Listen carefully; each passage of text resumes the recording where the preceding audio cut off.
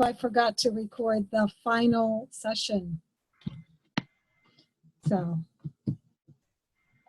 here we are.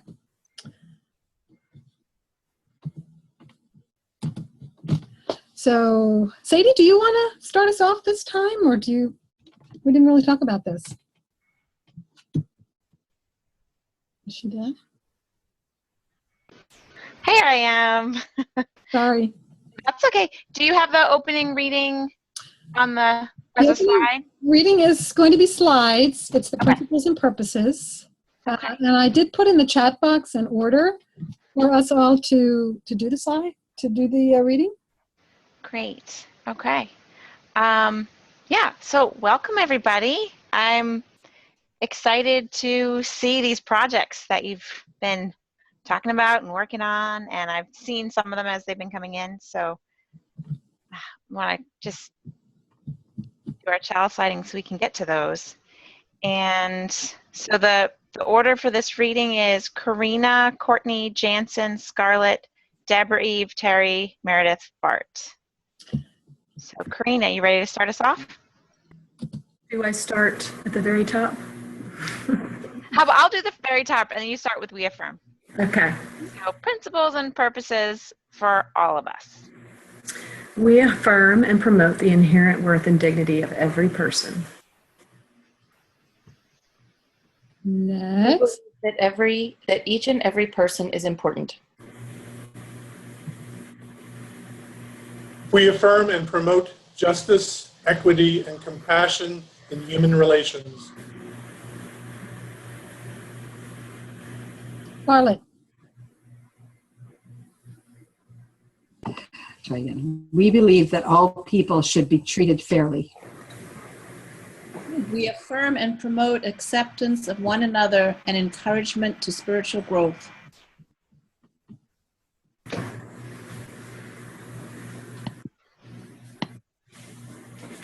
Meredith, are you on? Oh, yeah, sorry, I thought there was one more person. We believe that our churches are places where all people are accepted and where we keep learning together. Wait, there's more. Keep going, guys. And so Bart. We affirm and promote a free and responsible search for truth and meaning. Am I finishing it? No, back to Karina. We believe that each person must be free to search for what is true and right in life. We affirm and promote the right of conscience and the use of the democratic process. We believe that all people should have a voice and a vote about the things which concern them.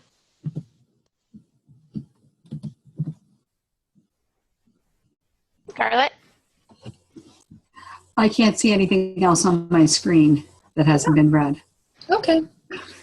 We'll go to the next person. We affirm and promote the goal of community with peace, liberty, and justice for all. We believe that we should work for a peaceful, fair, and free world. We affirm and promote respect for the interdependent web of all existence of which we are a part. We believe that we should care for our planet Earth. Great. Thanks for working on that reading with us. Yeah. It's nice to hear everybody's voices a little disjointed. But one thing that I like about how this is our opening reading is, it's familiar to us. It's the principles, purposes and principles in the two versions. That there are many different versions of it, but I like how this shows the UUA version and then a more accessible one that with language more accessible for children. And so this is will help us get to our presentations where we take all of the knowledge that we've learned about UU history in this course and how we're going to make it more accessible to whatever age group our projects are geared towards. So with that in mind, I'd love to start. I don't know if we have an order yet, Pat. Well, we had an order for the reading. I didn't specifically mean for that to be the presentation order. But, unless we have folks who are wish to volunteer and want to move it along quickly, we can use that as our order. Sounds good. So, Karina and Lynn, are you ready to start? So, yeah. I can start. Because you're a joint project, right? Well, unfortunately, Lane was not able to help me with it. She has had to change her role significantly. She's used to be a part-time RE assistant, and now she is our acting DRE. And so she kind of, over the last 2 months, I guess, has had to ramp up. And I think that's one of the reasons why she wasn't available as much to help me. That's fine. It's a little, so the project is a little bare bones, but I think it still kind of conveys what I was trying to get at with the project. So Great. So I guess you're going to share it, Pat? Sure, I can share it. I'm just trying to open it now. Let me get to share screen and see if we can make that happen. Make it happen. History of heresy.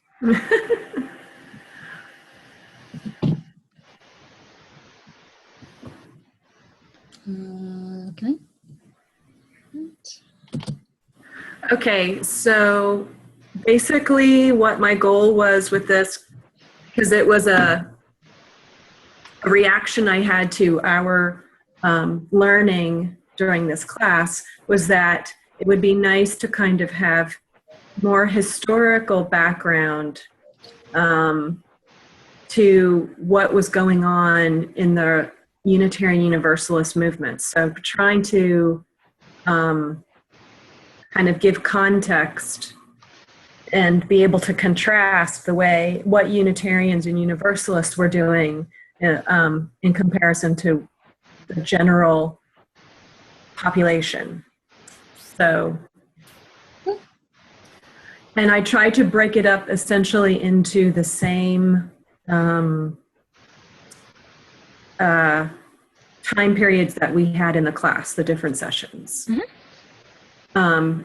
Some of them are a little more divided up than that. So can I control it to go to the next slide? I think I can. Or maybe not. Pat, you're on mute. Okay.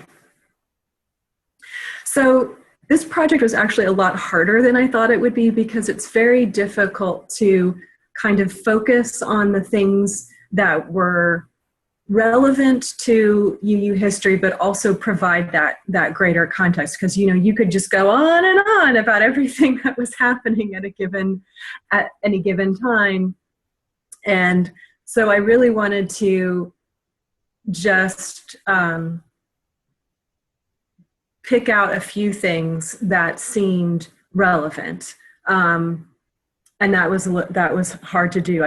Plus, I think I'm just rusty on my research skills, and it took me a while to figure out where I should be looking and every once in a while I'd find a great document that was a great summary of the things that I was looking for. And then there were other places where I just had to kind of glean little bits here and there and say, oh, well, that's interesting.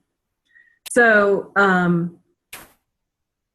so this is kind of an example of the type of context that I was going for that would be appealing both to children and adults if they were learning about the very early beginnings of Christianity and what role Unitarian and Universalist thought had that at that time. And this is supposed to be complementary to the other information that they would be receiving about Unitarian Universalism. So this is not to be able to educate a person on both things. So this is like just the general background historical context, not the specific UU information. Okay, and then the next, so after each slide of these kind of factoids, there's a slide of images.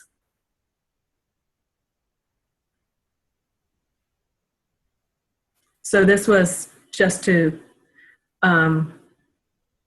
show people a little bit about what I had said in the factoids in the previous next slide. And some of them are better than others. This is a small, early first century Christian church in Syria in the bottom right. Okay, we can go to the next one. And so then we had Protestant Reformation, and just felt like in this talk about what was going on in the 16th century, just very generally. And then the next slide shows some artwork. And so we can go to the next one about what those things look like, just to try and give an idea. This is a map that shows Columbus's first voyages and how that was, you know, a key thing that happened at this time. And keep in mind that this is all supposed to kind of explain and give further context to what Unitarian thought was happening at this time, and how that was kind of an extension or a logical outgrowth of what was going on in history at that time. You can go to the next slide. So this one this is an example of where I found a lot of good information, so there's more there. And I also feel like this is where we started getting a little more connection to what was happening with Unitarianism in America. So I wanted to go a little more in depth in this. So it just continues to talk about, and then there's the pictures of kind of what, it's also really interesting. It's very hard to find visuals of common life because those things were not considered worthy of documentation. So it's hard to find examples that would be just this kind of everyday. Because I was like looking for a picture of a farm, and very few people would have been as lucky as to live in that bottom picture of a farm at that time. Most people were probably living like the one at the top, if that. So, you know, it's still a little bit skewed as to how prosperous people were during this period. We can go to the next slide. I decided to split up revolutionary America from colonial simply because I think the ideals and the Enlightenment, does that mean I have 5 minutes? Okay.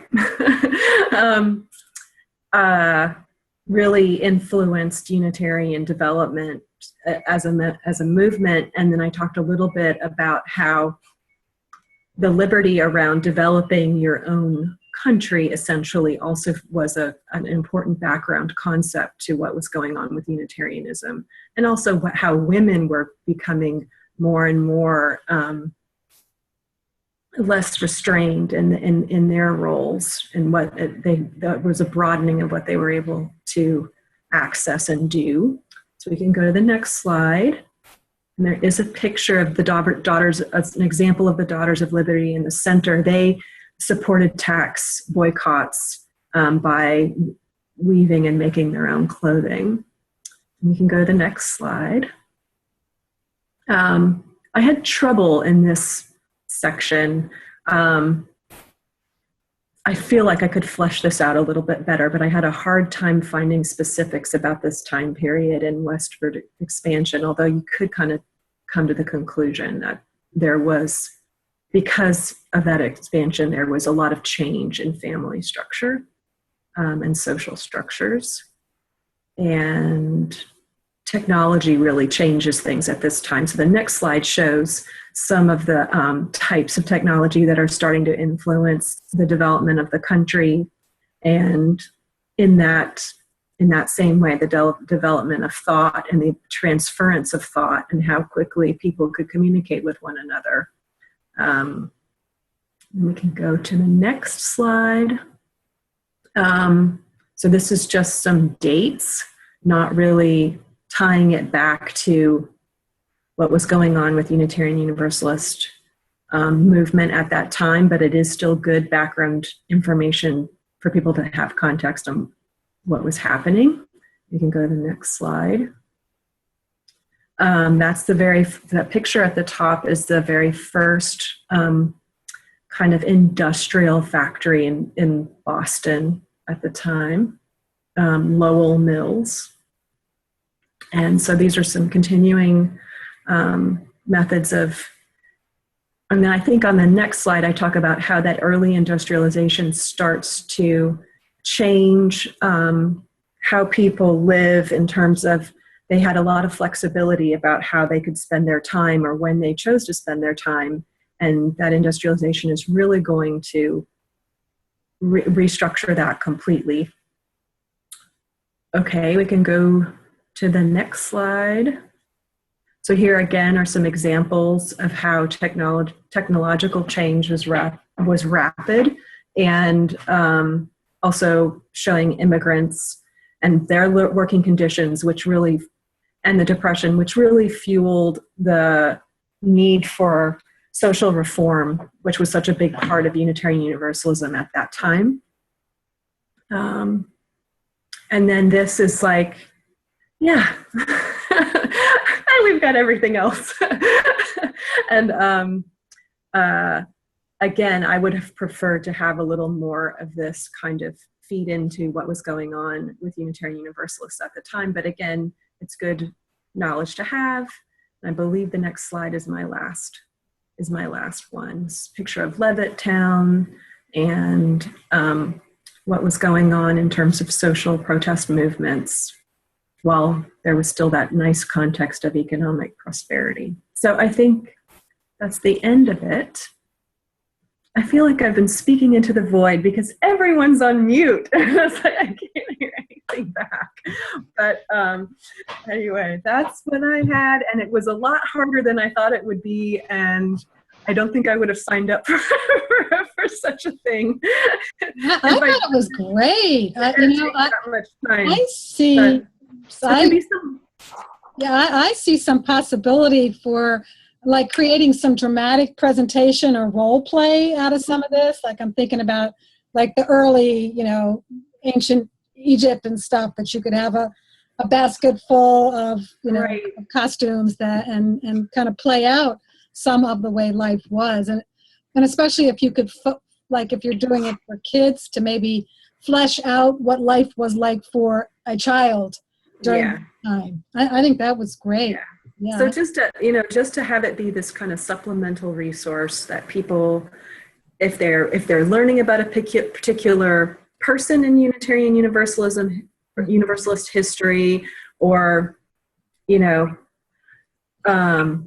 just as an adjunct, as a way to kind of further the discussion around a particular event or person. Right. Great. Okay. And I will mute. Okay. Does anyone have any thoughts or questions for Karina? Great work, because I know how much that took and how much time and how much, it was not 3 hours. I know. Just kind of following along in terms of like maybe introducing children, maybe trying to, at least in the beginning, show the difference in terms of Africans and their descendants and Native Americans, because that's I know that you think about that, but I know that would take 10 more hours, but maybe in the future when you have time to do that. Yeah. But otherwise, great. And I just sent you a link to Howard Zinn has a timeline from the people's history. And I look at that sometimes because it's like almost too basic, but it has some categories that. Oh, that's a great resource. Thank you. I love him. And I was always so excited when my kids got in high, the teacher actually had them reading Howard Zinn. I was like, yay. They have this really basic kind of small timeline that breaks up categories that can help. Yeah, and that was the thing that was difficult, was most resources that I was looking at just were so expansive and talked so much, and it was hard to just pick and choose the little bits that I needed. And I think it only goes up to 1900, so you still got to do after that. Yeah. Well done. Thank you. All right. Great. Okay. Yeah, I saw. So Courtney just asked wait, was it Courtney? 'Cause your slides are tied in with Meredith. Meredith was Meredith. asking, yeah. So is that a joint presentation for you two, or is it just one right after the next? I'm happy to do whatever works. Meredith, do you have a preference? Pat or Sadie, could you remind us how much time we have It's 10 minutes per person, per presentation. So.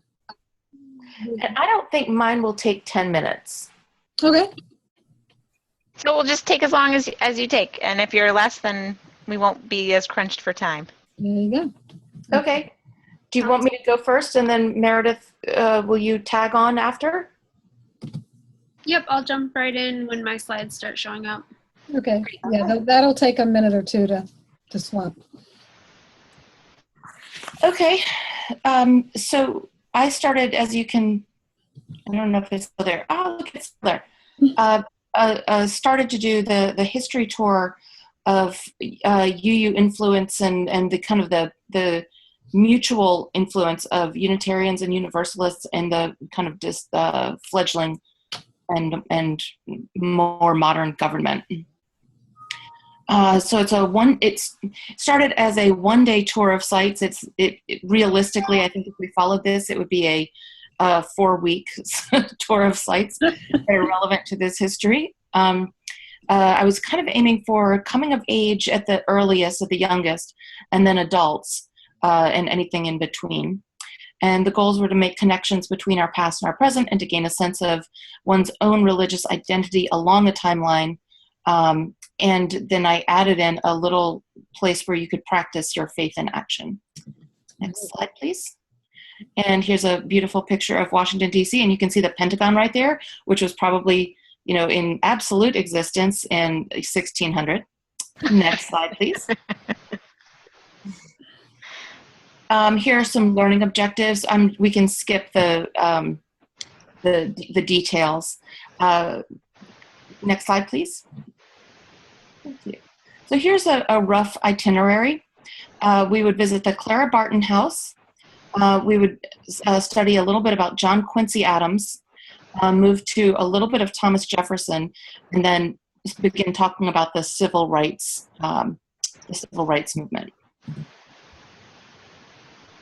We can skip this slide. Thank you. So Thomas Bulfinch was the first voice I could hear in some research that had an influence in this area. And he, in 1820, he decided or declared that they would begin a Unitarian presence in Washington, D.C. And this is City Hall, which probably, again, looks a little more modern than it did when we're going to talk about the next slide. And this was Theophilus Fisk, and he gave his first Universalist service in City Hall in 1827. So they were really pretty side by side, these two paths, though there was no Universalist congregation there. So our first stop would be the Clara Barton House. And if you can go to the next slide, please. This is the headquarters. It's right near a place called Glen Echo. And we would talk about, for the younger kids, I feel like we would tour the house and we'd talk about Clara Barton and who she is, what she did, and what that time period. And I love Karina's, because I would love to be able to bring in at this point what the time period did to her advantage and to her disadvantage, what she could accomplish based on with this time. Next slide, please. I think it's still about Clara Barton, the next one. Yeah, so here's, what was unique about this time period. What struggles do you think she encountered? What Unitarian values may have helped her get through these difficulties? Do we still have these values today? And for young kids, Glen Echo also has plenty of social activities they could do. It's kind of an old-fashioned amusement park, and you can, we would add that in there. Next slide, please. This is what is currently named All Souls Unitarian Universalist Church. It is in Washington, D.C. It's absolutely beautiful. And I wanted to go there next to talk about several people, but we'll kind of focus on John Quincy Adams. And that is not John Quincy Adams in the picture. I believe that is Robert Little. And you can see the list of founders. But we would talk about those a little bit. And next slide, yep. So I wanted to come off the John Quincy Adams path a little bit, kind of digress, because Frederick Douglass was a frequent attender at All Souls, which was at that point called First Unitarian Church.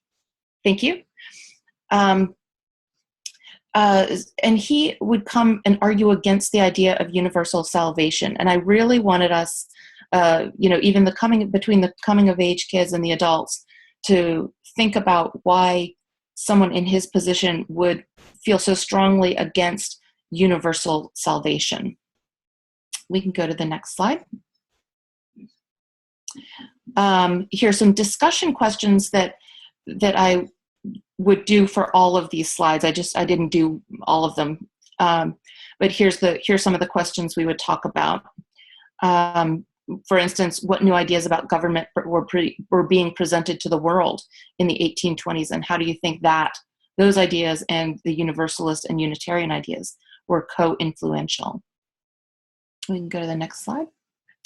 And here is this handsome dude.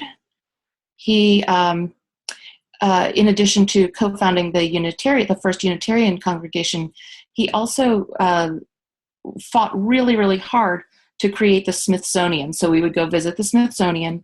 And I think that's an important facet to think about, because it was such a center of knowledge and learning. It was this federal declaration that knowledge is important and repositories of learning are important. So we would visit the Smithsonian and then make another segue to Lincoln's memorial, because John Quincy Adams greatly influenced the Emancipation Proclamation. The next slide, please. So here are some bare bones discussion questions that we would have. Next slide. Thomas Jefferson, we have a lot of his resources at the Library of Congress. And I think you can read, I'll let you read on your own how with the pieces that we go try to look at. But again, I think you can see a parallel pathway between some of the Unitarian and Universalist ideas about leadership and about government and about human rights, with the fledgling United States ideas about all of those things too. And that's the Jefferson Memorial. And then finally, we would start talking about DC being a hub of civil rights. And I think the next few slides are just images, but yeah. And so from a long time ago and through now, this is where we tell our government what we believe. And so back in one of the early slides, I had a piece about preparing to visit with your representative and how we, join protest movement if possible. So, almost daily there's something going on in Washington where you can fight for or against something. You can go be there when the Supreme Court decisions get handed down. And I think maybe even more powerful is to go visit your representative, which is entirely feasible. You don't see that person face to face, but you see his or her staffer. And you get to say, these are my values, and you don't get to dismiss them just because it doesn't say Christian on my document. So that was, I don't even remember making this slide. Oh, maybe it's Meredith's. So I think that's it for me. No, it's not it for me. Here are the discussion questions, and this is kind of the big deal. After this tour, what are the leadership challenges that exist today with our American government, and what are the leadership challenges we have in our UU congregations, and how do they compare and contrast? What are some of the similar strengths, and what are some of the similar struggles that we have? That might be my last slide. Yeah, that was it. All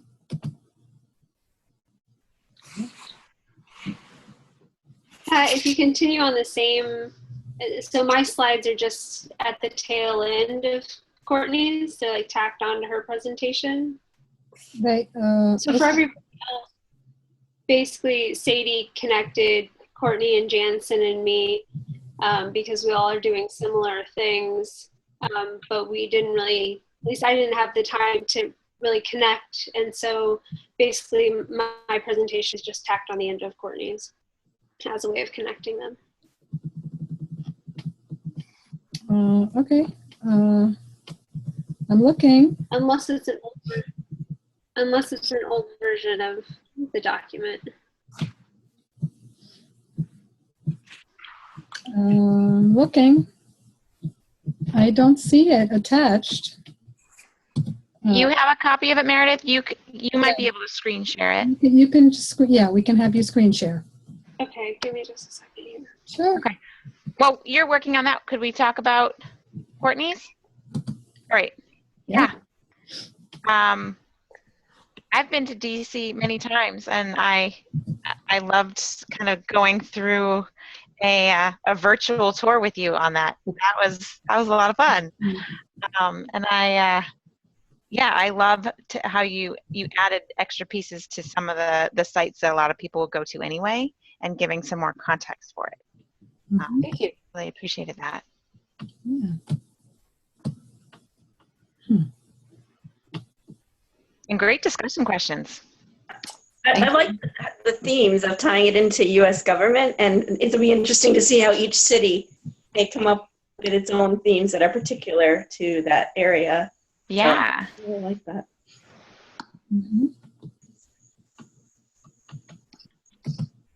Will you be doing something like this with folks from your congregation, Brittany?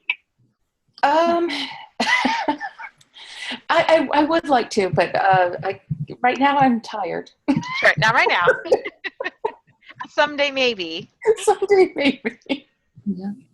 I really appreciated it. And one of the things that I think, if you were going to keep playing with it or wanted to pass it on for someone else to play with it, I think that it'd be cool to adapt it so that families could do it. Yeah. It wouldn't necessarily need to be almost like a guided audio tour, but actually you could do that with technology now. But, so you wouldn't have to be leading it, because I know so many of our families visit DC at some point. It'd be cool to turn it into like a faith field trip too.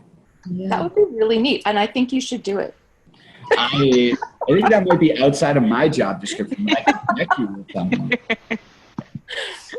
I mean, that was my thought. I was like, I've been to DC and I wish I had known this stuff while I was there with my kids. So that's exactly what Bart is saying.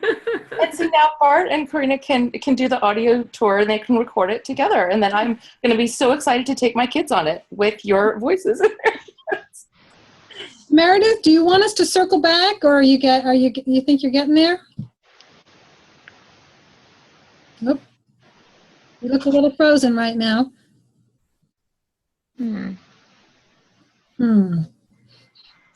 I was just going to say, Courtney, that I think the introduction of Frederick Douglass is fabulous because it's probably like one of the most still kind of indirectly sticking questions in terms of why we maybe don't have a lot of African Americans who are drawn to UU now is that particular history. So I think that's fascinating to encourage youth to think about that. It was something, thank you. And it was something that I had not either thought of or been told about, but it made so much sense as soon as I read about it. I think it is important to think that. It's from a white perspective, it's like, yes, everyone can, go to heaven, but from a black perspective, it's like, why should evil slaveholders get to do that, right? So, yeah. Right. Sadie, do we need to move on? You think it looks like Meredith had to go off and is going to come back. Okay. I Let's. mean, she may come back, and if we let Jansen start.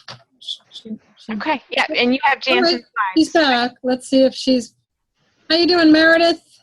You froze up there. Yeah, I think I need a few more minutes, so if somebody else could go, that'd be great. Well, let's see if Jansen's ready to begin, and I will, Jansen, Okay. I will, unless you want to do your thing, I'm going to get your project up. Why don't you pull it up? I will do that, and share the screen.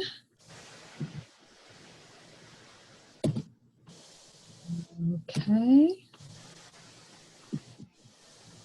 All right, should be coming. Should be coming.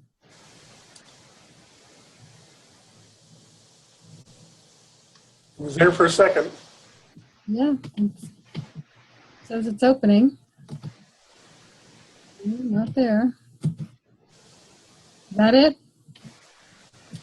Okay. I don't know why it's not opening, or I just did the same thing. All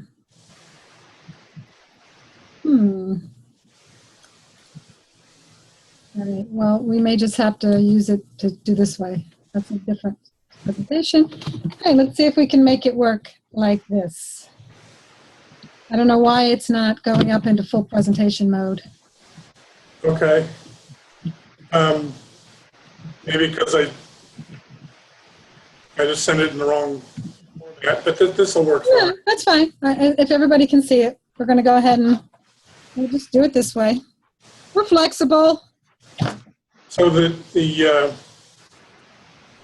seed for this project was I identified a need for coming of age students to have a better preparation for a trip to Boston.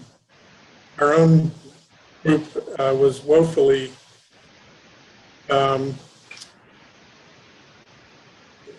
ignorant of all the heritage sites of Boston. They really had never gotten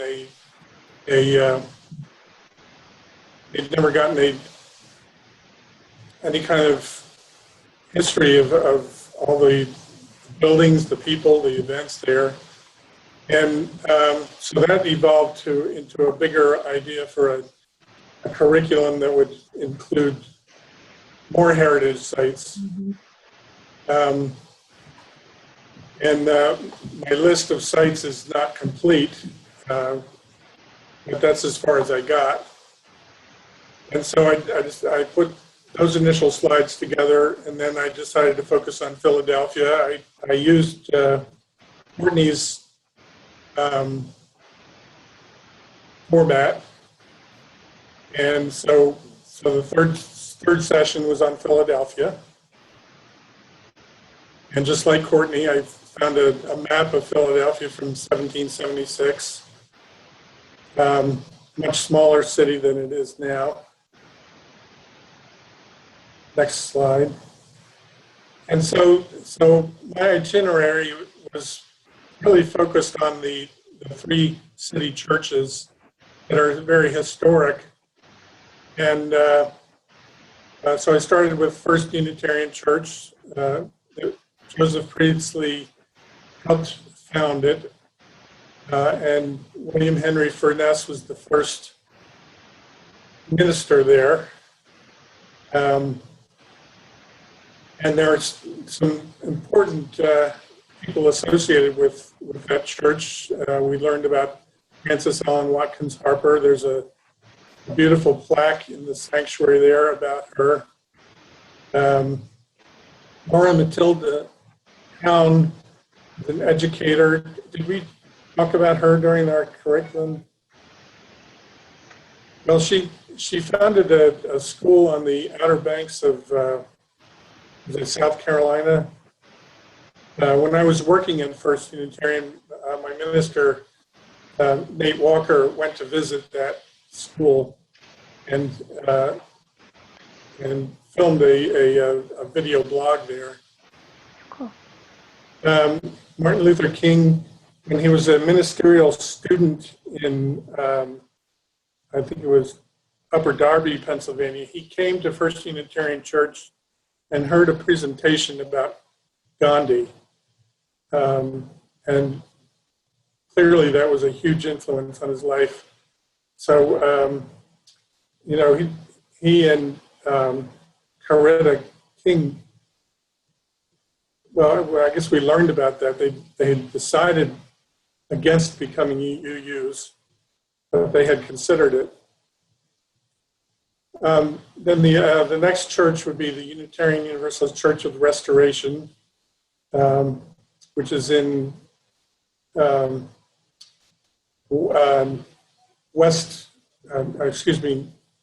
northwest Philadelphia. And Elhanan Winchester was a very influential Universalist.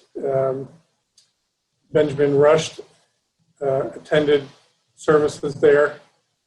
And the Church of the Restoration is, I believe, the oldest continuously operating Universalist church in America.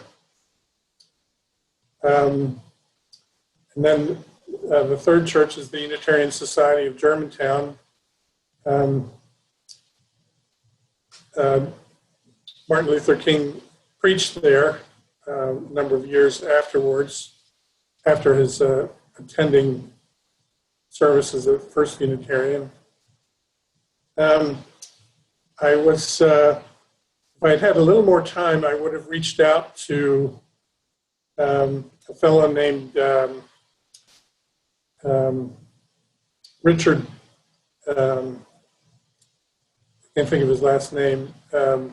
He's a member of First Unitarian Church, and he does guided tours of UU-related tours of Philadelphia. I think he did that when the Loretta Conference was in Philadelphia, and our Loretta cluster group did a tour of that, that I missed. I arranged it and then I couldn't go to it.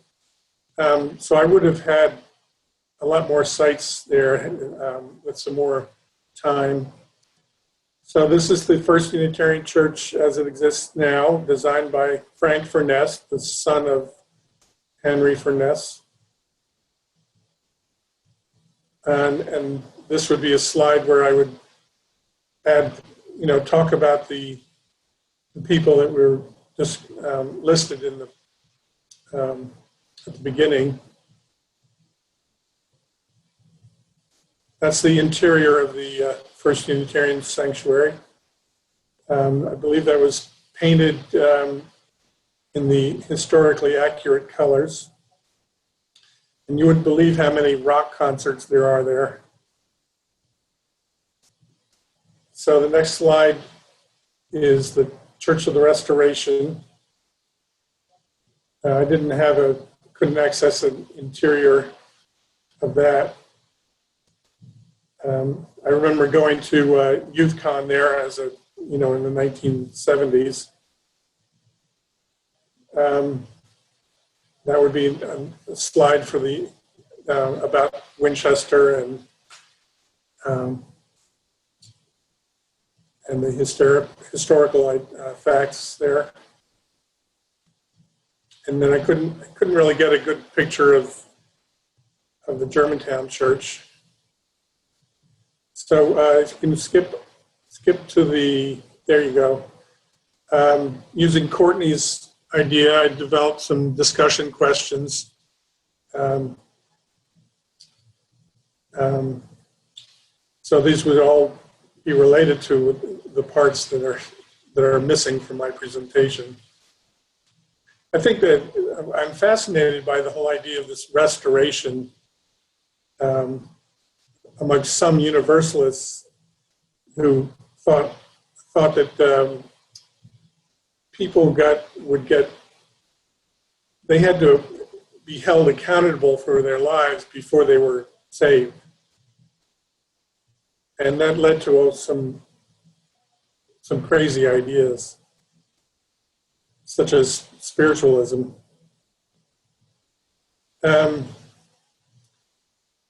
So that's the last slide. Trying to think what I wanted to say about it. To make it a curriculum for middle schoolers, I didn't even get to that part of it. And I would have really loved to have collaboration where we could have developed a way of making it interactive, interesting. I was glad that Courtney did it on PowerPoint. I think that would be a good way to actually have the curriculum. And if it was online, you'd be able to click on links to various things. I did include the links to the church's websites. So that's about it.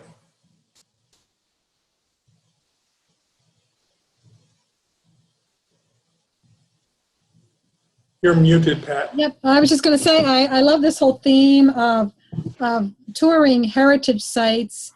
And I know that there are a number of congregations that actually, if you connect with them in advance, will do tours of the actual church and help you understand its particular history.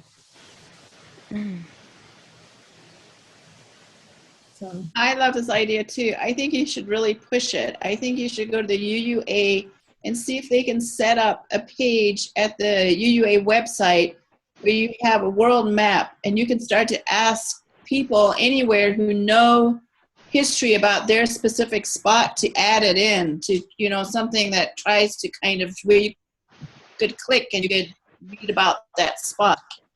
Like a wiki site. I'd be fabulous. Rather than me trying to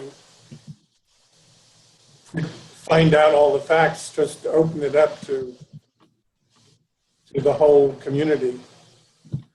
And then maybe you could mine it a little bit later if you want, but you could just, source it like that. Mm-hmm. I think that would be a great idea. Yeah, one thing that's great about these projects is they kind of spark ideas for even bigger ones. I mean, we're so ambitious with these 3 hours, and I know we probably spending more than 3 hours on this. And but I'm going to show later 2 links for ways to apply for grants for Village Education Resources, the Unitarian Sunday School Society, and the Laredo 21st Century Fund. So if anybody wants to take something on like this, there's funding. And they're always looking for projects. So see if any of this is stuff that you'd like to continue working on. I stumbled on a history site on the UUA's website that I had no idea about. There's a whole history society in there. Could you post that link for? I know I've seen a lot of their pictures. Is that it? Oh no, that's the link to the grants. If you find the link, could you post it in the chat box, Jansen? Yeah, I would take a search. Okay. I did it on the other computer, so. Okay. All right, I'll see if I can find it. Mm-hmm. Great. Thanks. Good. Any other? I love Karina says a UU wiki map. Yeah, I love that. So I hadn't thought about doing this site by site. I had thought about, a historical curriculum about people, and I liked this way of approaching it because it runs both horizontally and vertically. Mm-hmm. Yeah. Good. All right. Well, we're gonna let Meredith do her slides that are kind of connected to Courtney's, and then it might be break time, and then we'll start back up with Scarlett. So that's where we are right now. So are you ready, Meredith, for me to share the screen? Yes, please. All righty. Let's see what we've got.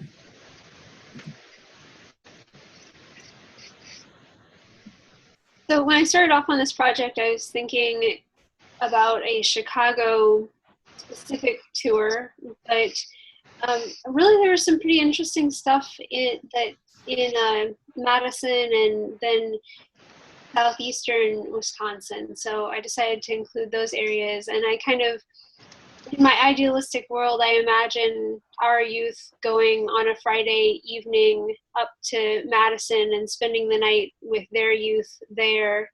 And then on Saturday, them going to Racine in the morning and then coming down to Chicago to tour some places in Chicago that afternoon and evening, and then the youth then spending the Saturday night sleepover at our church, which is in the northwest suburbs of Chicago.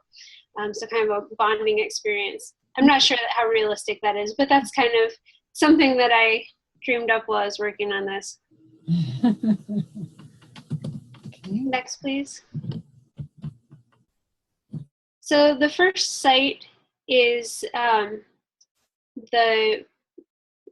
First Unitarian Society in Madison, Wisconsin, and actually the bottom picture is the one to check out. The kind of the right side of the building is the historical Frank Lloyd Wright design, and I believe it was his father was one of the founders of this congregation. And then Frank Lloyd Wright, like I said, designed the right side of the building, and then the left side of the building was added on in the last few years. And so I also know there's a little bit of controversy over Frank Lloyd Wright's character. I don't feel like I'm qualified to talk about the details of that, but that's something that I think is important to bring up as it relates to this history. We can go forward. And then there's a smaller congregation in Madison, Wisconsin called the James Reeb UU Church.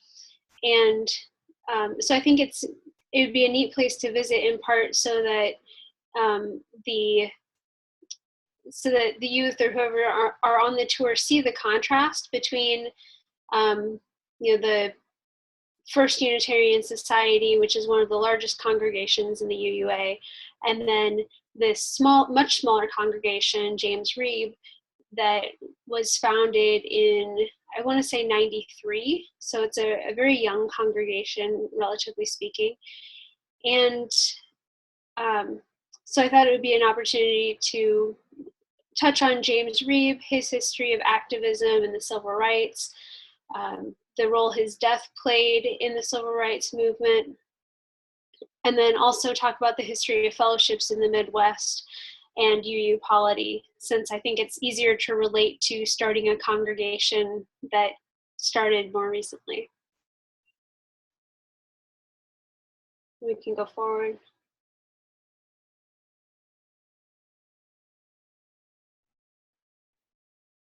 And then we would head over east to Racine, Wisconsin, for the Olympia Brown UU Church. So this is where she served. You can see it's a pretty small sanctuary, but it's a lovely little church, and it has her desk and I believe her Bible and some other artifacts. She was in contact with some of the forefront leaders of the women's suffrage movement, and they were invited there to speak. During Olympia Brown's time, the women in the congregation started to have more leadership roles and be able to vote on congregational matters. So it really made a difference in that congregation specifically. But that's the history piece here. And then we would head south to Unity Temple in Oak Park, Illinois, which is a suburb of Chicago. It's undergoing some serious renovation right now. And actually the congregation, basically the way that they were able to afford, quote unquote, to have it renovated was to actually give the building to another organization that is basically going to let the congregation, they have like a forever and ever contract to that the congregation can use the building, but it's officially owned by this other organization that's renovating it and taking care of it because it's such a major building to keep up. So these are a couple of outside pictures of the building. And then the next slide, you can see the entry doors for the worship of God and the service of man. And then, so this was designed by Frank Lloyd Wright, and you can see his style reflected on the interior, obviously. Pretty amazing building. Then there's First Unitarian, which is on the University of Chicago's campus. And it's this historic Gothic cathedral. It looks like it's not showing up. But Meadville's old building is catty corner across the street from First Unitarian as well. So it'd be an opportunity to talk about the history of First Unitarian, check out this really neat old cathedral, check out Meadville's old building, and then also talk about the history of education in Unitarian Universalism, seminary education, and careers in Unitarian Universalism. And then this is Meadville's new building. And again, this would be an opportunity for people to see what modern seminary education looks like and possibly meet with faculty, staff, or students. And that's the conclusion of my presentation.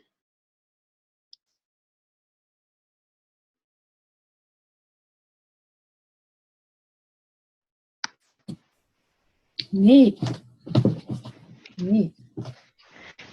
Yeah, these are great trips. Yeah, Oh, man, I know. We're all ready to fire up the UU bus. I know. Where's Miss Frizzle when you need her? Wow, wonderful. I think it should be part of the module to do that one. There you go. That would be fun. Yeah. Yeah. Any questions or comments? Would be hard pressed to put together that many things about Unitarian Universalism. It's just not a depth of history here. Crazy. I love the way you incorporated Madison into it as well, and turning it into a weekend trip, which I think, not just like a weekend trip in Chicago, which, probably do in and of itself, but also hitting other sites. I thought that was pretty awesome. Mm-hmm. thanks, Bart. Yeah, love it. I really liked the detour. I'm sorry. I love the detour into the seminary. It's one of those things that I think we're supposed to do with our children, is to give them some mentoring as to if they wanted to go into this field, and I think that's so neat. Yeah. Thanks. Right. Yeah, one of our youth at GA was one of the angels that was with the Westboro protesters, and she's been meeting with us about pursuing ministry as a career. So it's been really cool. I think a lot of youth entertain that idea if they get very involved. So that, yeah. Summer seminary. Send them to summer seminary. That's really exciting. Cool. There's the link. Yeah, thanks, Bart. Well, shall we take a short break now? And then we'll. Yeah. Okay. So I have 5:06. Let's come back in 5 minutes, and then Scarlett, I think you're the next one who's on tap. Do I have slides for you, Scarlett? And y'all can go on your break while I just make sure that I'm prepared here for Scarlett.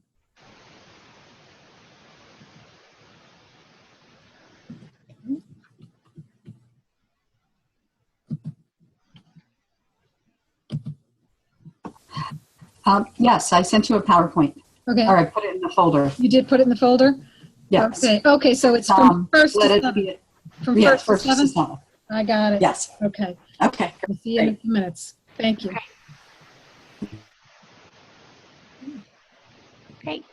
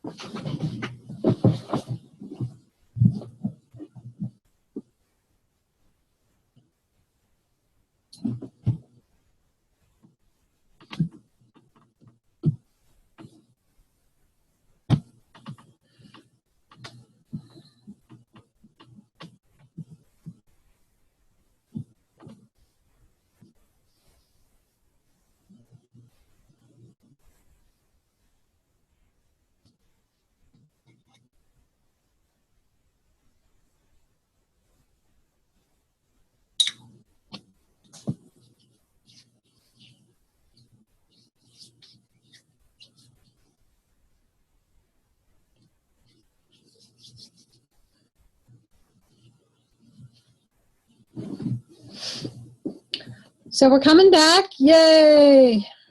Awesome. So Scarlett's is gonna be the next up. And I'm just gonna say at this point, I'm estimating that we're gonna go over by 5 minutes. If there's anybody who can't hang and hasn't gone yet, please put something in the chat box and we'll try and move you up. The order that I have right now is Scarlett, Deborah Eve, Terry, Bart, and Michelle. So Bart and Michelle, if you can't make it to 5 o'clock, maybe we can flip the order. We're going to try to move quickly though. So if you have comments or questions, we can, as much as possible, move to the chat box, and that will help us keep things moving. So Scarlett, I'm going to get you queued up here, and let's see if we. Great. Okay, where did it go? Well, let's see if it's going to open. Okay, close that. I'm going to close some things, close as many things as I can. Okay, do you see it? No. You're not Yes. seeing it? Okay. Yes, now I do. Okay, all right. Well, I'll just scroll through it because it's not loading up in presentation mode. Oh, okay. Try and make it come. Oh. Oops. I can not see it now. Yeah, we lost it. It's coming back. Hang on. Okay. There we go. Okay. Oops. Okay, great. I don't know. I had technology challenges, but I named it this because I thought I narrowed my topic down really small, and then it just sort of grew because I plan to work with a youth group, and it sort of takes us from the inherent worth all the way to our interdependent connections. So one of the things, I had it on a stick. I'm not home again. I cannot believe I have not been home for most of this class. I'm in Maryland again, and the computer I'm using here doesn't, luckily I'm all connected, but the PowerPoint is different. So one of the things that I also had intended that didn't come through on the stick into this PowerPoint is any of the audio or visuals. So, and it doesn't, yep, it's not gonna play. Okay. So I also had planned to play while this screen was on, and then the next screen, which for some reason I can't see it. I'm trying to get my computer to let me see it. I can see you, Pat, but I can't see all of a sudden the screen. Oops. Okay, now I can see the screen, but I can't hear anyone. Okay, so this is just a slide of some of the characters that I started researching in our UU history that I wanted to compare and contrast with. Next slide. And in my PowerPoint, they actually slide. It does a slide show of those photos. And I thought people that showed how we, in our faith history, oh, it says my internet connection is unstable again. How people of color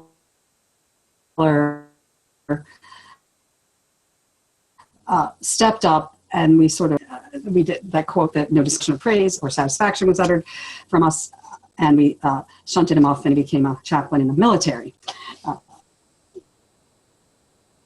Next slide. I cannot, is Frances Allen, yes.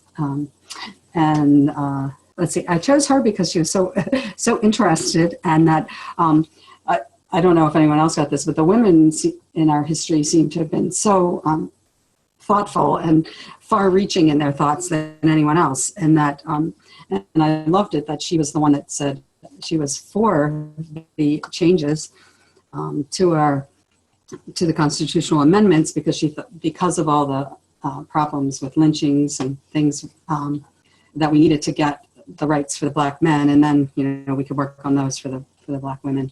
And so that'll be a good thing to contrast with current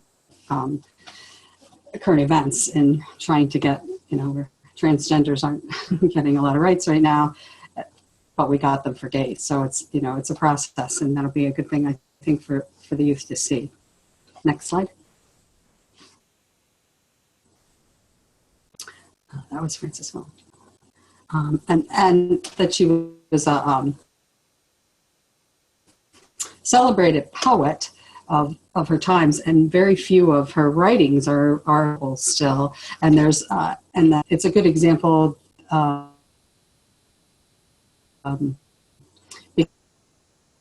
Because there's a controversy in the literary community whether she was a good writer or not, and I loved her poem by me freely.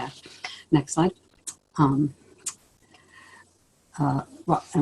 Reverend Joyce Jordan, just being the first African American ordained Universalist minister, and all of his good work in Virginia,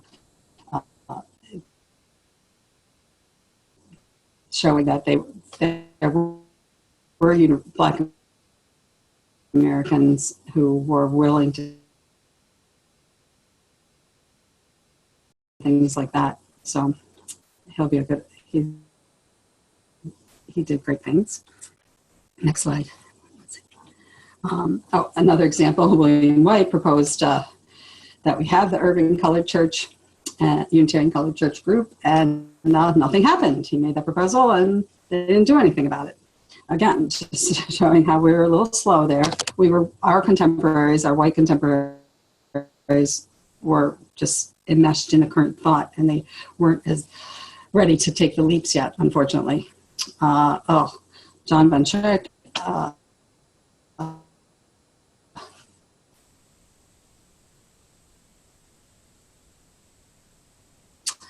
that was just that he wrote a piece that included how superior we were to the other races. Next slide. And we hear things like that now still, and we hear things like that about our transgender people and all.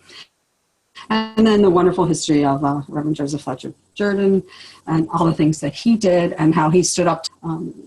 It just shows how we didn't support them very much. You can go to the next one.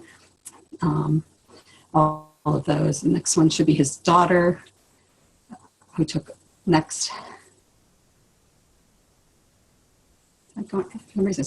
Annie, who took over for him, and then again, she got the experience there, white supremacy, in that the guidance and control of the school was taken to Boston by the white people, and they told her, how to do it, and it wasn't a school anymore. I was really surprised that it lasted as long as it did as her community center, all the way up into the early 70s. Next slide. Oh, that's what happened. And I put James Reben for a contrast to show, because he was the one who, after his death, that brought it to the attention. The Selma March got national news, and President Johnson sent the Voting Rights Act to Congress. And the next slide, it's just a quote from Martin Luther King Jr., because he did the eulogy for James Reeb at his funeral. Next slide. Is it? The next slide. And we could listen to, but it's a really scratchy recording of his eulogy by, that would be something we try to clean up before we listen to it. And next slide. Almost done. And then just to point out that this is the beginning of our awakening, and that he delivered the Ware lecture, and I don't know that the youth even know what that is if they have not been to GA or heard about GA. And because I can't see the numbers, that might be the last one. Yep, that was the last one. Okay. So the other thing, the song that I was going to play throughout the beginning and in the background was "Let It Be a Dance," and because it's such a wonderful song that I love by Rick Madsen, and it's a good thing for the youth to listen to that song and embrace it, because it's a good model of step up and back, just like you do in dance, just like he says in the song. So that was my plan, to make it more interactive and have slides and do some role playing of the different characters. And so I didn't finish. I spent way more than 3 hours, as I'm sure everyone did, on that project. And I realized that getting some contrasting people from the contemporaries and the issues is going to take me another, 6-10 hours to do that, to have the contrast to do that. But I'm excited, and I want to do that with them. Yeah. Great. Wow. Loved it. Loved it. Any feedback for Scarlett? Quick feedback, or anything to add? Cool. I would love to have my kids, my youth, go through that. Mm-hmm. Yeah. Great. You do that, and you combine it with a tour. Yeah. Like, wow. Yeah, really cool life education. Yeah. Yeah. Scarlett, yeah, I think that these are great things to bring to our youth. I had one thought about how to make it more accessible in a presentation form. Like if you divided it, and so if a few youth like focus on one slide and then presented it back or something like that, rather than everybody sitting through all the information, because we all know it, so we were able to go through it quickly. I'm just thinking you could do some good small group work around them. And I think that leads me up to what Bart's project was, because I had read what Bart's was. It reminds me of that. I think we'll learn from Bart. I think he's 2 people after you. But yeah, no, I'm excited to bring these stories forward. We had some great readings and people that we learned about, and definitely important to share their stories. So thanks. Okay, Deborah Eve, you are next. Am I doing your presentation here? Yeah, they should be in the Google Docs. 4 files. Is there one do you want me to do the PowerPoint? Yeah. Okay. Let's see if we can get that open. What's going on here? Get rid of that. Hang on a minute.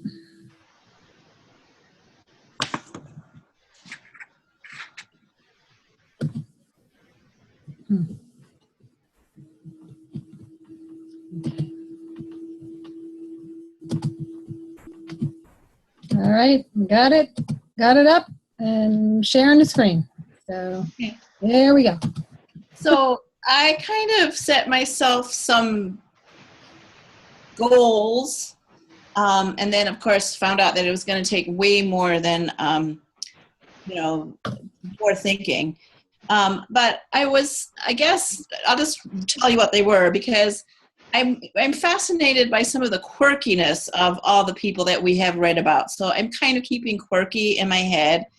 And at the same time, I'm thinking about actually trying to tell a story so that it has the form of a good story, which is the hard part too.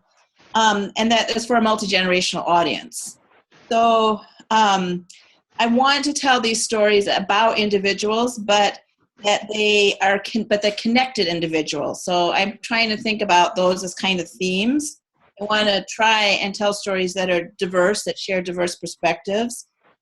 For my fellowship, I want to introduce continually that we don't only exist in La Crosse, Wisconsin, that because that's something that I feel is kind of missing, especially for our congregation. So I want them to have a larger sense of that. So I started out thinking and rereading about Mary and Joseph Jordan, because I think they're fascinating, and I wanted to start with Universalists, since we usually start with Unitarians, and so they're still part of it. But in looking at their story, I went back and read more about Quillen Shin, and then I looked in Google Books, and you can actually get the 1912 biography that was written about him and published by the Universalist Press that still existed then. And that was my downfall, because it was so fascinating. I just kept reading and reading, and it really written in a very long form. So then I did, and it's in that folder. I did try to write a story, and our stories for all ages are supposed to be 5 minutes. Which is not very long. They usually go a little bit over that. But then I started to think, like, how could I set the scene for adding to this. And I don't know if I can do this, but this is a thing I'm really trying to do. I'm imagining having one story and then pulling another story out of it so that from week to week, it's about individuals, but they actually connect with each other to try and communicate that this is all connected.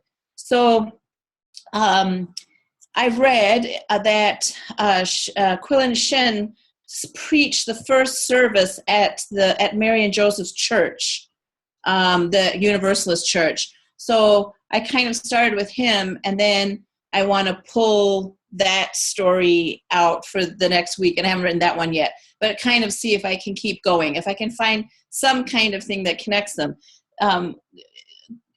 Quillen Shin is fascinating because he went so many places, that he has so many connections to so many things. So I looked at some of the stories that are in the UUA curriculum, like Tapestry of Faith, and they do tell, I mean, some of the things that they tell are really interesting about him for kids. I tried to find some others. And then my slides here are more about trying to find a way to frame all of this so that I could start it and then I could keep adding stories as I went, because it would be great to write a whole year's worth and then do them, but I just don't ever know if that's going to be very practical in terms of my life. And of course, it's really hard to think about a title that was kind of open, that didn't close me in.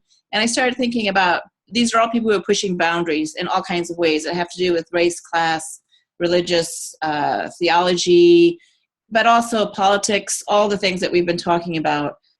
So I thought about that for a little bit.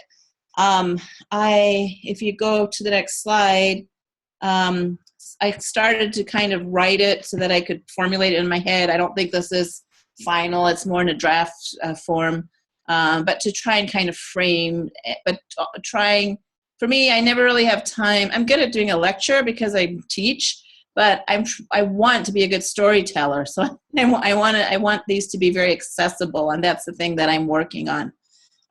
So if you're interested, you can, it's many of the things that we talked about during the module, and are thinking about that, I kind of worked into that. And, why would we bother to tell these stories? And then if you go to the next slide, I think I said some of those things. Oh, he's fascinating because he was so good at organizing. I don't think I would like him if I actually met him, because he probably was more a kind of just get it done without thinking kind of person. But this summer, I was just really appreciating that for some reason. And so he also was very young, and he was raised by a single mother. He couldn't really read or write very well. And the one part that I did put into the story that doesn't show up in some of the others is that after he had gone away and fought in the Civil War, well, he was a band person. He went back and decided to go to school, but then he didn't think that the teacher was teaching him enough. And so what did he do? He found a teacher that he liked better, and he got 75 other people to sign up with him. And then he started a school so that he could sign up to attend it. And I just love that part of the story. The part that I'm not 100% sure about him, because I have to read a lot more, is I think that women really liked him. And you get that sense from reading this biography. He always started a women's committee every single time. And I think it's because of his mother. His father died before he was 2, so he never really knew his father. And he had this really strong mother, which is a really great story to tell in contemporary times too. But I have to read a little bit more because I don't want to misrepresent him as being anything close to a feminist, although he does not seem to have made that distinction of religious education being women's work, and there are little clues throughout that. So that's sort of where I'm at. So I wrote the story. You can read it. Any opinions or suggestions would be greatly appreciated. And I'm going to work on the Jordans next, and then see if I can find something in the Jordan story that I can pull out to do the next story that connects with someone. So, I mean, it doesn't have to be a literal connection, because it could be something theological or, some other area like that. So I think that is his biography is titled Faith with Power. And I can see how even in our contemporary way of thinking about UU, that we are very influenced by him. Oh, and the other thing is that he was really into having summer gatherings, which he started some. Often he paid for most of this himself, but he also, we have that tradition of gatherings in the summer, and I didn't really ever know where that tradition came from. So all the stories talk about the song that they sing at Ferry Beach, and I found some of those words because I was like, and when I tell the story, I would sing that song. So, and I actually found a link on YouTube where someone has videotaped kids singing it at Ferry Beach. So I would probably show that as well, or at least a few minutes of it. So that's where I'm at. And you can nominate anyone to be pulled out of this continuing story. Wonderful. That's great. And if anybody's interested, the files that I think that the stories that Deborah Eve's working on is part of the files that are in our folder, in the final project folder. So they are available for you to look at. Wonderful. Yeah, I just want to pop in. So Ferry Beach still meets. We still sing that song about Quill and Shin every night after dinner. And it would be great for members of the community to know more about him than just the song and the building that's named after him. I would love to lift up his story and some of these messages next year. I think that would be awesome. So, and I got this in all the stories, because I've used the Tapestry of Faith versions of his story. I never got the sense of how connected he was to nature. And that was because he worked on a farm, but that was why he wanted Ferry Beach. So he actually talked about the pines and the ocean whispering, God is love, which is then is a nice way of explaining his theology to children, because it was a very natural and nature way of talking about that. So that's part what I was trying to put into about him too. Awesome. A quick question. Do you have a link to the Google Book story, or the Google Book that you found? Is that in your packet? Is that in your file, or? No, because I didn't put sources, but I can put it in the chat maybe. Okay, that would be great. Thanks. All right. So I think Terry's next. Terry, is there anything you need me to project for you, or are you just going to? I did do a Word document. I don't have Okay. I see the Word document. I didn't know if you just wanted to talk through that, or if you wanted me to put it up on the screen. Either way. You can put it up on the screen, yeah, because. Okay. There you go. Oh, there you're up. Sorry. I know. I don't know how that works. You're acrobat. Yeah. Okay. So, and I'll just tell you, when to switch to the next page, I guess. Yeah. Okay. Great. So, this project also turned out to be larger than I thought. I wanted to really, before I even decided what kind of format I was going to present it in, I needed to find the information, because we didn't explore it too much in this course, because it's not really easily accessible about our relationship with Native Americans throughout history. There's really not a lot of information out there. There's one Tapestry of Faith story that I'll get to later, and that's about it. So I really had to go digging a little bit to find information. But when I did go digging, I found some really interesting and fascinating things. So the title of my project is Unitarian Universalism and the Native American Story. And I'm emphasizing the word story because, first of all, the way that I see to use this resource packet is the month of November is story is our monthly theme. Oh. And it's also Thanksgiving Reconsidered is a was recently passed resolution at UU General Assembly to reconsider the story of Native peoples that we've been telling. And there have been a lot of myths, and throughout monthly thematic ministry. My congregation follows a Soul Matters monthly theme. That's what they do, a different theme every month. So let's see. So I'm gonna go through it. Yep. No problem. And I did set it. I did organize the information as 4 workshops. It helped me organize that information that way.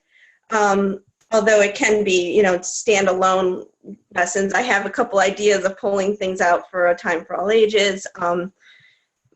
But my proposal is to examine our past relationship with Native Americans as part of a truth and reconciliation process. I included some, you can scroll down, here we are. So yeah, general pre-reading, a Native American historical timeline. So I have links if anyone wants to go through later, and just click on the links is where most of my information is. That's really interesting. And that link is just a good timeline of a history of American policy towards Native Americans. And then the main goal of this project is to explore the ways in which I say Unitarian attitudes and policies because I really didn't find anything on the Universalists. So every example I have until merger is just Unitarian. But the ways that the Unitarians' attitudes and policies are reflective of the dominant cultural myths and the ways that they challenged it. How do we, take on those dominant myths and stories, and where were their challenges and thinking beyond what everyone was thinking. And then to explore our own attitudes and ways that we take on those myths as well. So the structure is 4 sessions. The first is the Transcendentalists. The second is Allies and Advocates. Third is Unitarians in Assimilation. And 4 is Seeking Restoration. And they are generally in chronological order. So just a little bit about the Transcendentalists. And I have a couple themes of stories that came out, which were the dominant myths at the time or present in these 3 stories. Savagism, the myth of the Indian, they called them Indians, of course, who was a savage, whether it was a noble savage or a brutal savage, there was still that myth. Romanticism, so when I go down later to talking about Henry David Thoreau, who had a very lifelong fascination with Native Americans, wrote over 3,000 pages of manuscript, published the Indian books, idealized the noble savage at one with the woods, and he was in search of that noble savage. But when he actually traveled to visit the Maine woods in the Penobscot Nation and met people in person, his theories, he began to see people as people. So there was an article that's actually posted on the Native Penobscot Culture and History website that talks about Thoreau. Ralph Waldo Emerson actually wrote a letter to President Van Buren opposing the relocation of the Cherokee, the Trail of Tears. However, the language of the letter does contain elements of white supremacy, talking about eternal inferiority of the red man. So it's kind of a mix. He's speaking out against the policy, but has the white supremacy within his language. And Margaret Fuller wrote a whole book called Summer on the Lakes when she visited the Midwest. The Chippewa and the Ojibwe peoples, interacted with them, but it was very much a lament for the loss of the people and their heritage, and a kind of acceptance that they were going to be, she uses the word speedy extinction. So I don't have a link there, but there would be quotes from that book where she's pleading with her audience to, care about our policies, but there's not much we can do about it, basically saying. So that's, again, a myth that, we lost a part of our heritage. I mean, meanwhile, there's Native Americans throughout the entire United States, but that wasn't in her lens and in her viewpoint. Okay, moving on. So the discussion questions really looking at this period called relocation of the Indians, the attitudes, how did, so those are some questions that I won't go into everything since this is long, and just moving on to session 2, allies and advocates. So 2 things that were interesting. Matilda Gage, we did not talk about her in this course. She was kind of the left out suffragette, executive member of National Women's Suffrage Association, and a very radical feminist. And, you know, she was a Unitarian, and she was very aligned with the Iroquois, and they defended their rights so strongly that they made her an honorary member and gave her the name Sky Carrier. And she actually could vote in their elections, in their Council of Matrons, before she could vote in American United States elections. So she looked to their Council of Matrons and their view of women, her as well as Elizabeth Cady Stanton and Lucretia Mott, as women's roles in Indian society and influencing the women's rights movement. So the next one is the Peabody Indian School. And this is one that I was considering turning into a time for all ages, because it's just a story of Elizabeth and Mary Peabody, who befriended the Paiute Indian princess, Sarah Winnemucca. And she was a activist fighting for the rights of her people. And they were very, very strong activists for her. And they helped her to start a school. And it was Indian run in 1885. It was bilingual. It was supportive of Paiute traditions. But the school only lasted 2 years because the U.S. government passed the Dawes Act, which forbid the teaching of indigenous language and cultures in schools. So it has a sad ending. And what's interesting here is I'm going to talk in the next section about a Unitarian boarding school that was supported by the AUA, which was federally supported, Bond's mission. So the Peabody School, just about the exact same time as the Peabody Indian School closed down, Bond's mission started. So I'll go to the next section. I know I'm not sure how I'm doing on time here, but Unitarians and assimilation. And this is the American kill the Indian, save the man is their motto. And Unitarians, American Unitarians, thank you, Association basically just adopted that and followed it. So all the resources here, excellent resources. I mentioned Bond's Mission School.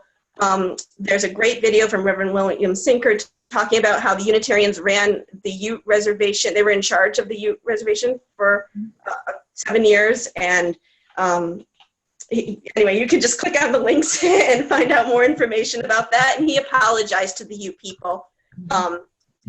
So that is the one that is a tapestry of faith. And then talked about Samuel A. Eliot, was the president of the UUA from 1900 to 1927, and he was very involved with Native American issues, and he gave a speech called "From Scalping Knife to Can Opener," and go around and give that talk, and that basically sums up his views on assimilation. And then the ending is just kind of jump from there to section 4, which is 1970 and on. And 1970 and on is where we really started to rethink and ground. There's policies, lists of policies, justice for Native people since 1970, rethink the doctrine of discovery.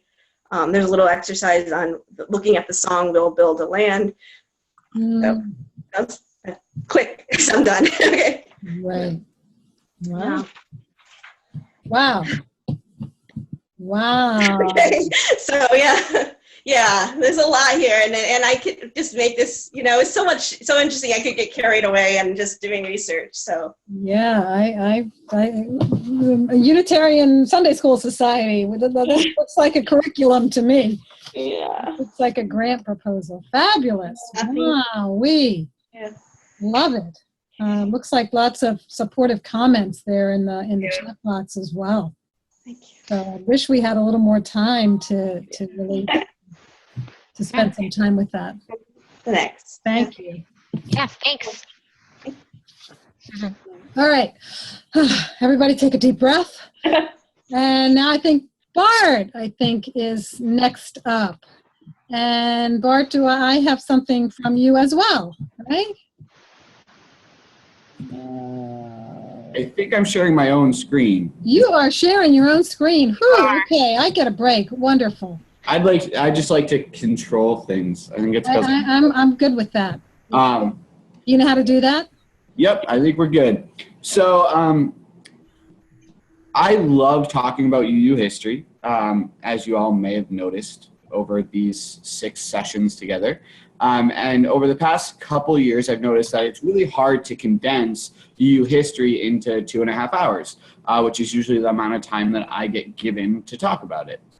So I thought about it, and this is actually, I rewrote my entire presentation this morning between the hours of 5 and 8 a.m. Because I was not happy with the original one. My original take was kind of superheroes and villains of UU history, and I realized that because I was trying to play off of the superheroes curriculum that y'all might be familiar with and kind of going deeper for high school youth. And then I realized that I couldn't put in all the information I wanted to put in. So I took a different approach and rewrote it this morning. I woke up with a new idea. And I'm actually more proud of this one. So just a couple things. The goal is to engage, primarily I focus at like grades 11 and 12. A little bit younger is kind of a different developmental style, and older, they're getting into college, different developmental style. And that ideally I would pair this with an 1.5 hour UU theology workshop that touches on the sources, the 5 smooth stones, the 5 jagged rocks, and Rebecca Parker's house, and how our chalice symbolizes our theology. Just so you have a little bit of a bigger picture of what this looks like. I just realized I didn't actually finish the materials list. That's always, when I write curriculum, that's always my hardest thing to finish writing, because I'm like, just read the curriculum and figure it out yourself. But that's why I don't write Tapestry of Faith curricula. So it's for a smaller group of high school aged youth. It starts with the famous Theodore Parker quote, "For a reason."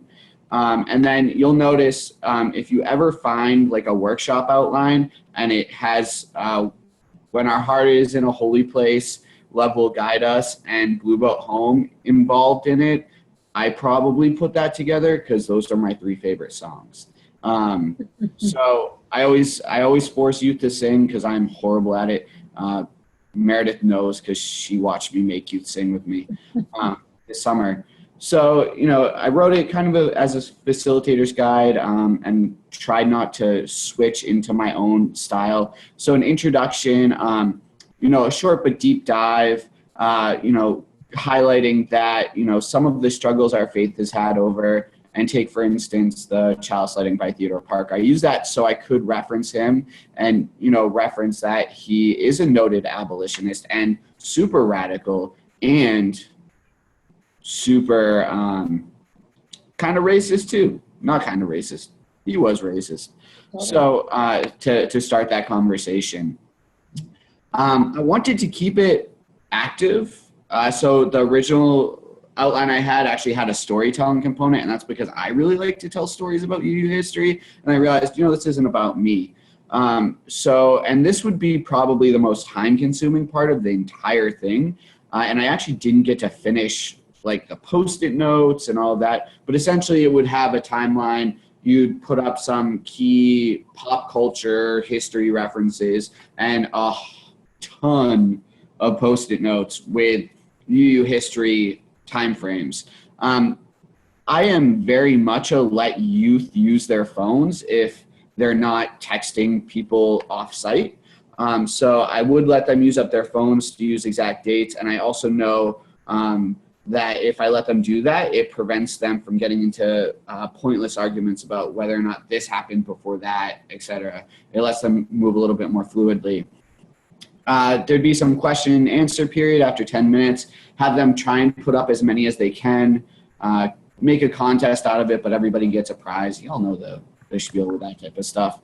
And then have some extra Post-it notes, so if there's other stuff that might be missing, that they can fill it in. And then have them add when their church was founded, and maybe even highlights from their church's history that they know to the timeline to make it real and personal to them as well. And then to transition into a storytelling activity, I should have elaborated a little bit more on how to handle that transition. I used 8 groups. I had a lot of trouble narrowing down the stories I wanted them to tell. And the way I usually frame things like this is that it doesn't have to be a skit or a story, but that they could draw a comic book, do art, turn it into a song. Thanks, Pat. Kind of do whatever they're called to do, but that everyone in the group has to be involved and represented equally, and that the larger group has to understand what the point of it all was. You can't just get up and do like an interpretive dance and not explain afterwards. It's fun, but it's not helpful. So I tried to narrow it down, and I think if I'd spend some more time trying to refine this a little bit more, and some of these are stories, which I'm not sure I'd want to do in real, I think I might want to give them more scholarly information. So to start with Francis David and, John Sigismund, Channing, Jose Ballou, the Iowa Sisterhood, because I feel like we don't lift up, I feel like we do lift up women, but we don't lift them up enough. We spend a lot of time talking about dead white dudes. We can talk about dead white women too. So Iowa Sisterhood, plus that's just a great story. The Youth Lead the Way, I think, is nicely empowering for high school youth to deal with, and it shows them that youth have constantly led the way. And then I also wanted to include some of the darker aspects of, I want to take that language back, some of the more troubling aspects of our faith. And some of the more harder issues. And then finally, it took me actually a while to figure out that this was the story I wanted as well. But the story from Grailville to Atlanta is in With Purpose and Principles, the book about the principles.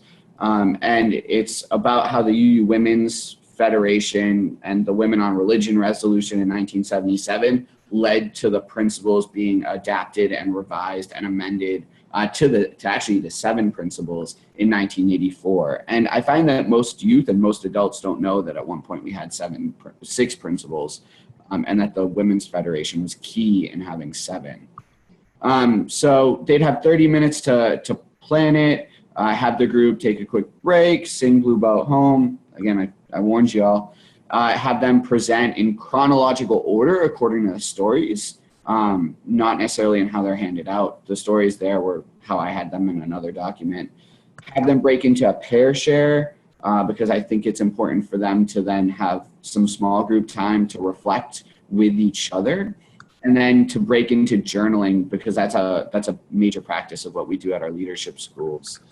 And to have them sit down and journal on the question, how do I fit in Unitarian Universalist history, and what mark do I want to leave on our faith? Because I think it's important for them to see themselves in that as well. And then the closing would be to remind them that, history is tough, and all, history is very much from the voices of the victor. And how do we lift up the voices of the marginalized, and how do we acknowledge that and move forward from it when it's hard for us to personally grapple with, because it's disappointing and sad and makes us feel pain and hurt. And then to lift up further resources, because most of the youth that we work with are super into history, as I learned at Star King this summer when they flipped out about the rare book room, which I think, if I remember correctly, they actually have a Severitas, which is super rare. And then finish with Love Will Guide Us, so that it kind of wraps it all up. And that's it. Awesome. Wonderful. It sounds like fun, and I love the songs. There's a couple of those hymns are my favorites as well. So, excellent. A couple comments in the chat. Loving the format and all the different pieces that you really have explained in enough detail that somebody could just kind of take this and run with it. So wonderful. Well, and if someone, this might not work for our summer seminary program, because we do work with seminaries, and they want to lead things. So if this is something that interests you, let me know. I'll toss it your way. Just know that there's a whole lot of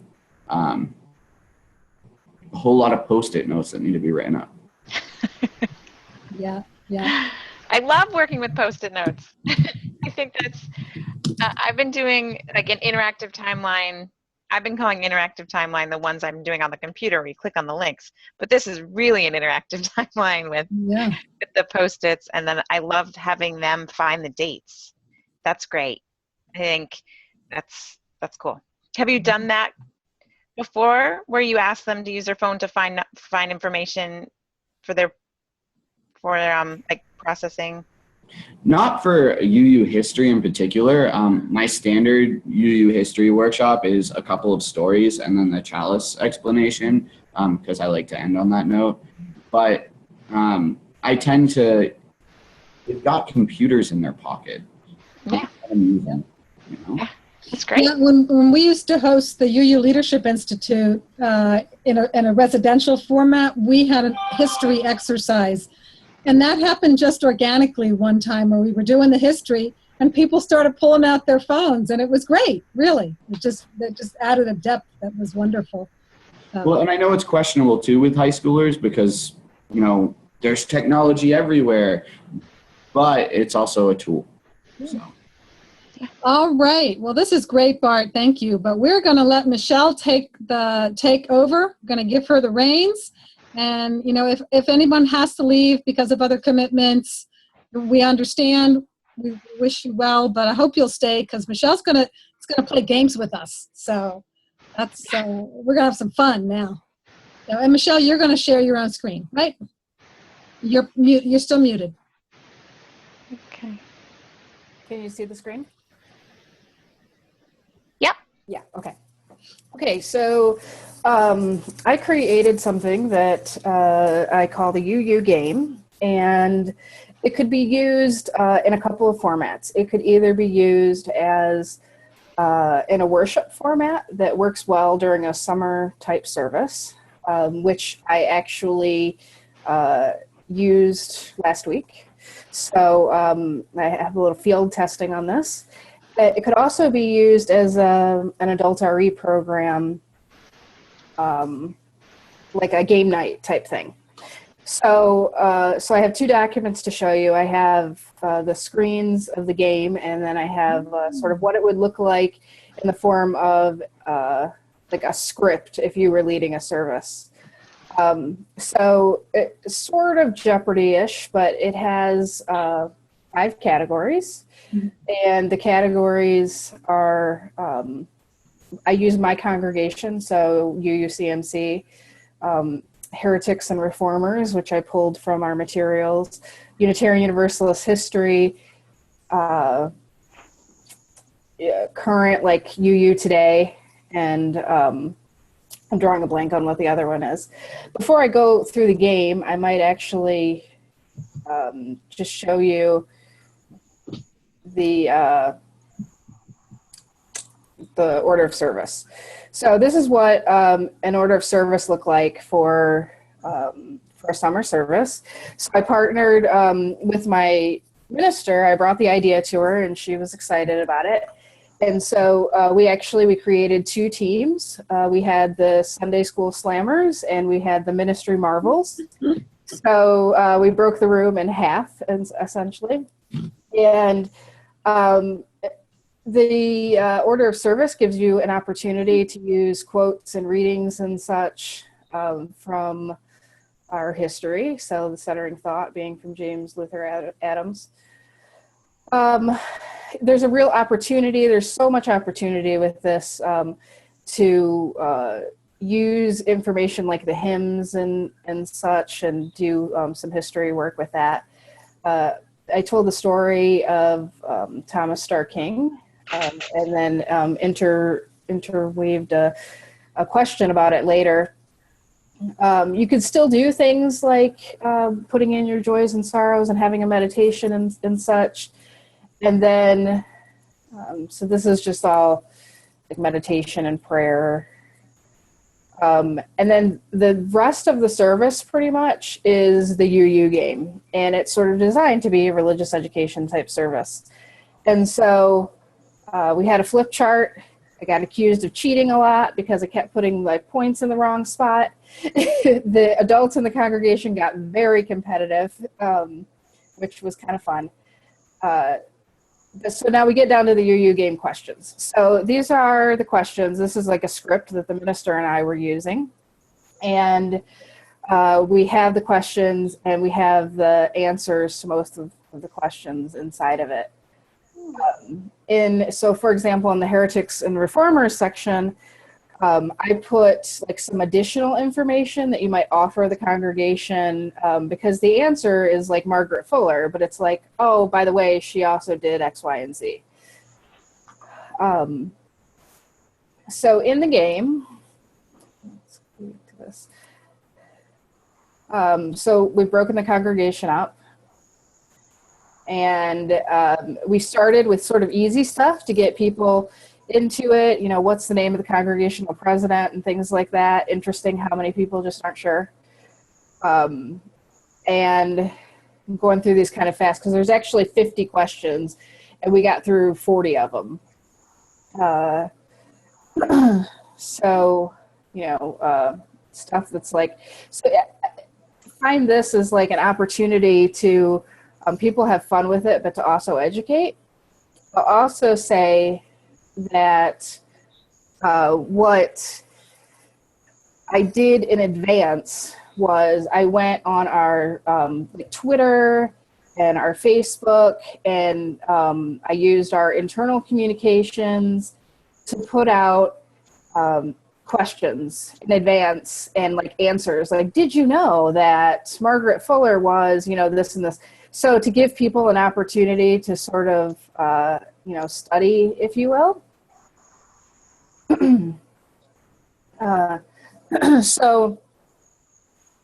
So we get to the you know, the different questions. If anybody knows the answers to some of these because they were in our course, feel free to put it in the chat box. So, you know, who was the first American clergy to refer to God as both mother and father? Was one question. People really like that. Let's see. All of these are actually from our class, the heretics and reformers section. Really, really surprised at how many people knew some of this. In this particular section, I added like a lot of information because I felt like the questions were pretty hard. And so I thought something in it might trigger a response or an answer. You'd be amazed at how many people yelled William Ellery Channing for like everything. But it was like if somebody didn't know, their team guessed William Ellery Channing. What we did was we had like, you know, you just had to raise your hand, and the minister and I like picked on people on that side of the room, and if you got it wrong, the other team had a chance to steal the point. Let's see. Let's see, this is an example of one where I put like lots of information in to try to give them like clues to, you know, what the answer was. So I'm just going to kind of scroll through and show you some more of the questions. The interesting thing about this is, you know, I had an opportunity to sort of, you know, test it in the service last week. And so one of the really wonderful things is after the service, so many people approached me and said that they wanted to learn more. And, you know, what books can I read? And where can I find out more information? And somebody asked if we could do this as an evening program. They caught me by surprise with the books question. I wasn't ready for that. And so as a follow-up this week in our you know, weekly e-blast that goes out to the congregation, I published like a basic overview of UU history, and then a variety of links that could point to some of these questions. And so, you know, we threw some easy ones in there that was like, you know, was it before or after? It was an opportunity for me to really lift up in this particular question, RE and youth, sort of moving us towards being together as a denomination. So, I mean, that's really it. Like 50 some questions here.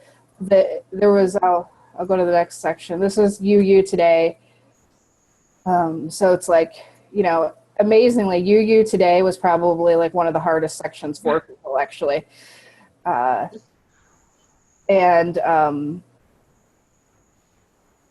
What are the functions of the association? Who are UU partners in social justice work? What's the purpose of UU worship was really interesting to hear, and people were on that.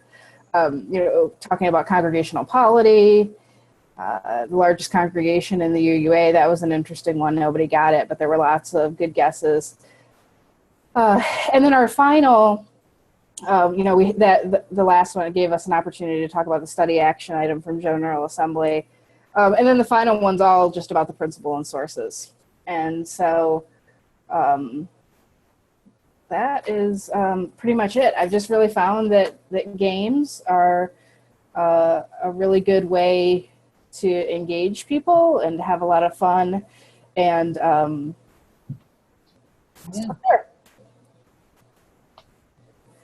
Awesome. That is great. That is wonderful. And I'd love it if you haven't yet, would you send that to me so we can put it up in the Google folder so other folks can look at that in more detail? Yes, I will. Thank you. Wonderful. We're a few minutes over. We have a very short closing. And I also know that Sadie wants to let you know about a couple of quick resources. So we'll let Sadie do that, and then we'll have closing words. And Sadie and I will hang around for a few minutes for some farewells and some office hours. But we'll let you all go with the closing words. Okay, Sadie? You're muted. Here we go. There we go. I'm just posting 2 links that I just found to the places where you could apply for grants, and then Bart had another one, which is for youth curriculum or youth grants from the youth office, if that's correct. And I'll answer your question in a second, Deborah, Eve.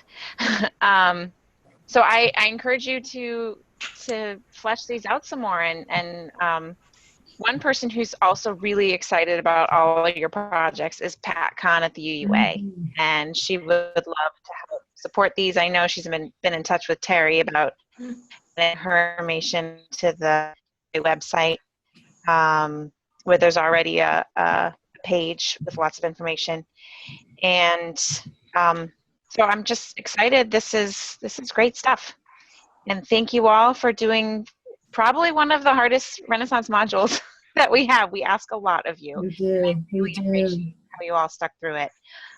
There's a few more things that we need from you in order for you to get credit. That is filling out the online evaluation, and that's the link to it right there. You can also find the link on our website. As well as we do need 1 forum response for each of our sessions.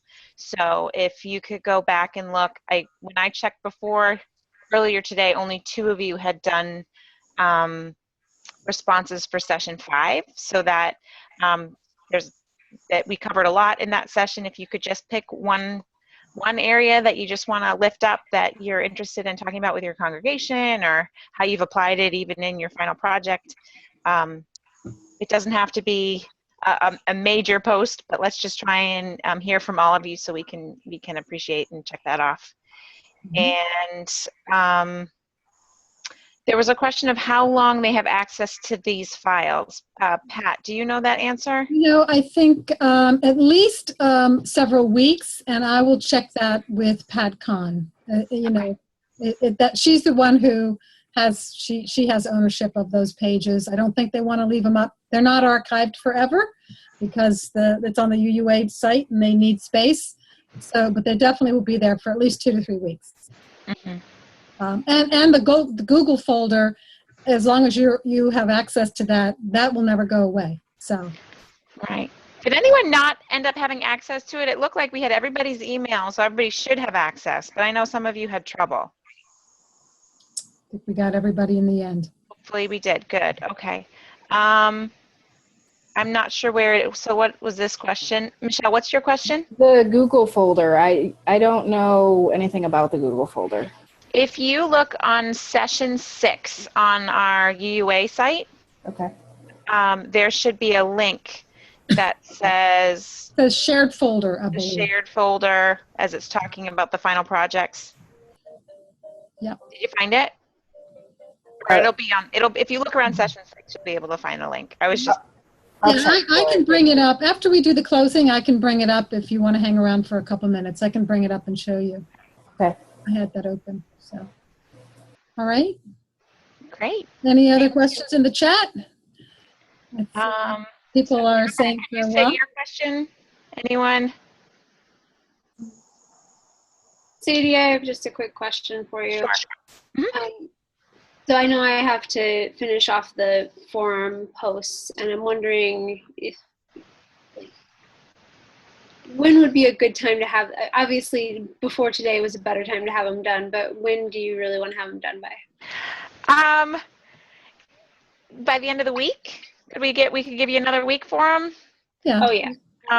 Yeah, and I think I know you've all been working really hard on these projects, and that it's a lot to ask. You've kept up with the readings, you've been here. Right. It's just one extra piece. We've moved into a busier time of year, and we know. Certainly. So, speak to us offline if you're having a particular struggle around getting them done, and we'll see how we can make it work for you. Yeah. Okay. All right. I have a question. Sure. Will you be sending us contact information for each other? Sure, we can do that. We could put that in the Google Doc. How about it? Yeah, we can do that. Yeah. All right. Well, I'm going to go ahead with our closing words. And these are by William Schultz, Bill Schultz, who is a contemporary Unitarian Universalist, just recently retired as the director of the Unitarian Universalist Service Committee.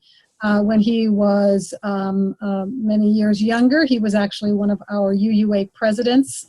And in between, he was the director of Amnesty International. So if you don't know Bill and his work, he is one of our most prominent voices in in the last few years. This is the mission of our faith: to teach the fragile art of hospitality, to revere both the critical mind and the generous heart, to prove that diversity need not mean divisiveness, and to witness to all that we must hold the whole world in our hands.